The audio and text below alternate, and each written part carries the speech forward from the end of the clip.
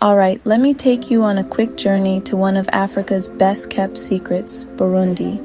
You might not hear about it on every travel blog, but trust me, this tiny country is packed with heart, history, and natural beauty. Now, first thing you'll notice, Burundi is all about the people, smiles everywhere. I remember walking through Bujumbura, the capital, and instantly feeling the energy.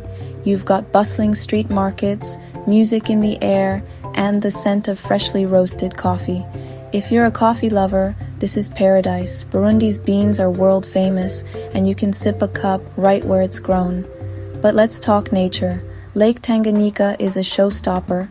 Crystal clear water, golden sunsets, and you can hop on a boat to see fishermen at work. And just outside the city, you'll find the Carrera waterfalls. Honestly, it feels like your own private oasis. For the adventurous, hiking up to the source of the Nile is a must. You're literally at the beginning of one of the world's greatest rivers. And if you're lucky, you might catch a traditional drumming performance. The rhythm, the dance, it's pure joy. Burundi isn't flashy, and that's the magic.